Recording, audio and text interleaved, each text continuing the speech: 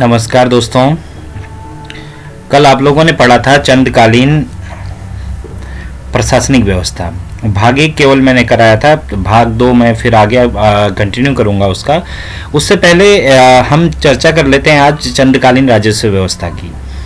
चंद्रकालीन राजस्व व्यवस्था छोटा सा टॉपिक है, आज ही ये ख़त्म भी हो जाएगा, आपको फिर दोबारा देखने की इसमें आवश्यकता नहीं होगी। कोशिश करते हैं कि पूरा का पूरा इसे एक छोटी सी वीडियो में 8 या 10 मिनट में इसे या 5 से 10 मिनट में इसे ख़त्म कर लें। देखते हैं चंद्रकालीन राजस्व व्यवस्था में चंद राज्य की बात करें तो चंद राज्य जो था कृषि प्रधान राज्य था, अतः भू राजस्व जो है आय का मुख्य साधन था। भू राजस्व से मतलब हमारा है भूमि से या कृषि से होने वाली उपज या कृषि से होने वाली जो आय थी वो मुख्य साधन था। चंद शासकों ने भूमि की माप करवाई और भूमि कर निर्धारित किए। भूमि जो है अनेक थातों में बटी थी। थातों का स्वामित्व जो है थातवानों के अंतर्गत होता था या थातवानों के हाथों में होता था।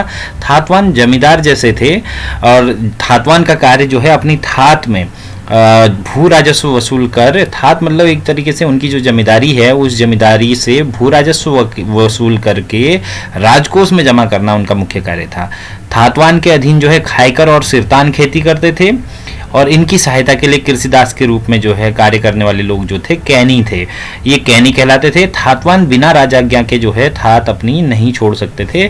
थात का कॉन्सेप्ट बेसिकली अगर हम आप देखें तो दिल्ली सल्तनत से जुड़ता है, जो जमींदारी के कॉन्सेप्ट या सामंतों के कॉन्सेप्ट को अपनाया हुआ नजर आता है।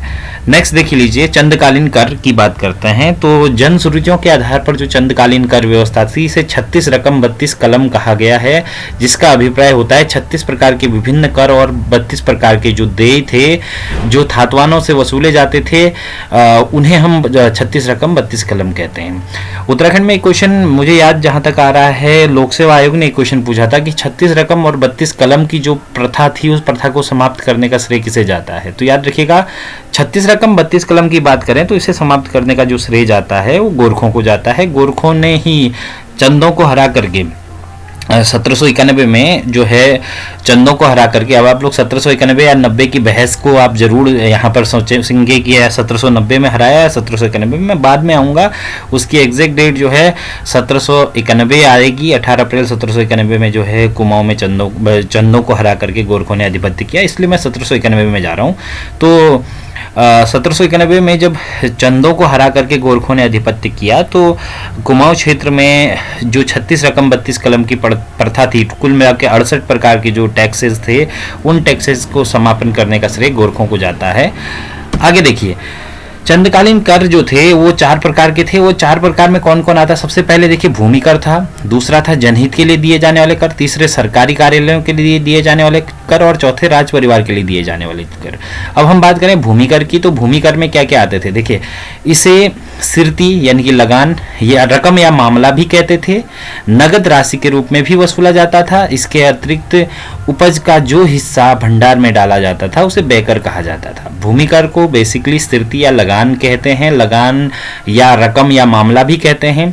कभी कभी ये नगद राशि के रूप में वसूला जाता था और मोस्टली जो है इसे अन्न के रूप में लिया जाता था। अब देखिए अन्न का जो हिस्सा था, उपज का जो हिस्सा था जिसे राज भंडार में डाला जाता था उसे तो बेकर कहते थे।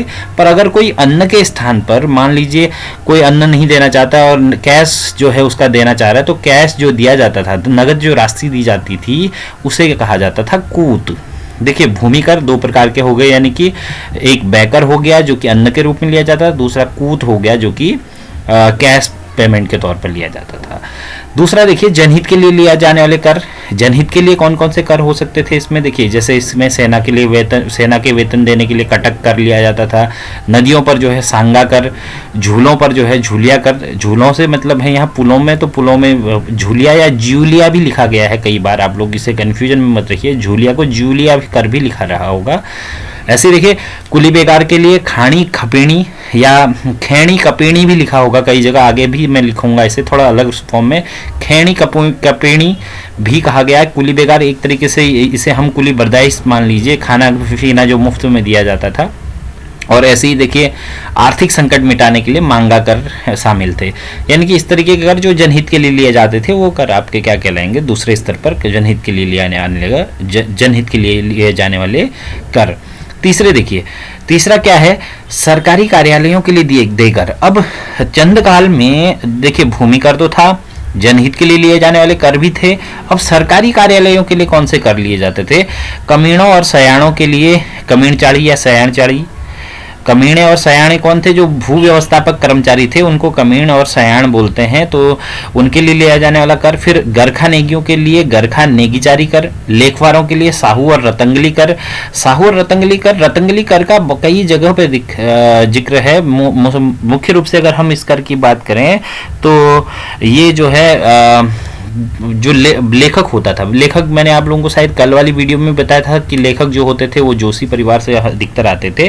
पिथौरागढ़ का मोनाकोट क्षेत्र है, मोनाकोट से एक ताम्रपत्र प्राप्त हुआ है जिसमें रतंगली कर का जिक्र मिलता है। ये टैक्स जो है लिखने वाला जो व्यक्ति था लेखवार, उसके लिए लिया जाता था और इसे साहू कर भी लिखा गया कई जगह पे। खैर, चौथा देख लीजिए, राज परिवार के लिए लिया जाने वाला कर या राज परिवार के लिए जो दिए जाने वाले टैक्स थे उनमें क्या क्या आते थे। राजा के घोड़ों के लिए घुड़ियालो, कुत्तों के लिए कुकुरियालो, सईसों के लिए बुकुड़िया बोलते हैं जिसे। बुकुड़िया कर की शुरुआत जो करी थी वो रुद्रचंद ने करी थी। नर्तकों के लिए बाजनिया इत्यादि कर जो है ये शामिल होते थे। किसके लिए, राज परिवार के लिए या राजा के निजी कार्यों के लिए लिए जाने वाले कर भी इन्हें आप कह सकते हैं। नेक्स्ट देखिए, चंद्रकालीन प्रमुख कर। मैं ज़्यादा नहीं जाऊंगा, 8-10 करों के आप लोगों के सामने रख रहा हूं क्योंकि बहुत लंबी डिटेल है, करों की संख्या तो बहुत अत्यधिक है पर हम लिमिटेड उसको लेकर के हम चल रहे हैं। देखिए, चंद्रकालीन कर में जूलिया, मैंने कहा था अभी ऊपर भी, जूलिया या झूलिया कर भी इसे बोलते हैं। जूलिया झूलिया जो झूलों या नदी के पुलों पर लगाया जाता था, इसे पार कर या जूलिया कर भी, यहाँ पे मैंने लिखा हुआ देखिए, इसे पार कर या जूलिया कर भी कहा जाता है। दूसरा सिरती, जो नगद के रूप में न कह के इसे हम लोग कह सकते हैं जो लगान के रूप में वसूला जाता था। फिर बैकर, ऊपर आप लोग इलाबरेट कर चुके हैं, अनाज जो राज दरबार में जमा किया जाता था। राखिया, जो रक्षाबंधन के लिए में लिया जाता था वो राखिया कर। कूत, अनाज के बदले जो रकम दी जाती थी, ऊपर आप लोग पढ़ चुके हैं। भेंट, राजा या राजवंश के राजकुमारों को जो नजराना दिया जाता था, जैसे नेगी और क्या बोलते हैं कमीण जो होते थे, इनको भी दस्तूर दिया जाने की परंपरा रही है, पर वो ग्रामीण परिवेश में केवल वो परंपरा देखने को मिलती है। पर राजा या राजवंश के राजकुमारों को भेंट करते समय जो नजराना दिया जाता था उसे भेंट कहते थे। नेक्स्ट लिख लीजिए, घोड़ियालो, राजा के घोड़ों के लिए लिया जाने वाला कर। फिर कुकुरियालो, कुत्तों के लिए लिया जाने वाला कर। बाजदार, राजा के महाजन के लिए लिया जाने वाला कर। बाजनिया, नर्तक और नर्तकियों के लिए लिया जाने वाला कर। बुकुड़िया, ऊपर आप लिख इसे बुकुड़िया कर भी बोल सकते हैं आप लोग, मैंने कहा। सईसों के लिए लिया जाने वाला कर। मांगा, यानी कि मान लीजिए राज्य में कोई आर्थिक संकट आ जाता है तो जरूरत पड़ने पर प्रजा से जो धन प्राप्त किया जाता था उसे मांगा कहते थे। नेक्स्ट है रतंगली या साहू, महाफिस या लेखकों के लिए। खैणी कपीणी, ऊपर मैंने बोला भी था, खानी खपीणी भी बोलते हैं। कुली बेगार या कुली बरदाइश इसे कहा जाना चाहिए। कटक, सेना के लिए लिया जाने वाला कर। और स्यूक, राजा के मुकर्रर पर नजराना दिया जाता था जिसे स्वीक कहते हैं। मतलब मान लीजिए राजा ने किसी को क्या बोलते हैं अपने सामने सम्मुख प्रस्तुत होने के लिए कहा गया है तो उस समय वो नजराना जो लिया जाएगा उसे कहा जाता था स्यूक कर। नेक्स्ट कमीणचारी सयाणचारी ऊपर कर चुके। गरखा नेगी, यानी कि जो उस समय पटवारी लेवल का अधिकारी था उसके लिए लिया जाने वाला कर जो है गरखा नेगी कहलाता है। आज के लिए केवल इतना ही। नेक्स्ट डे हम नेक्स्ट टॉपिक के साथ आप लोगों के साथ प्रस्तुत होंगे।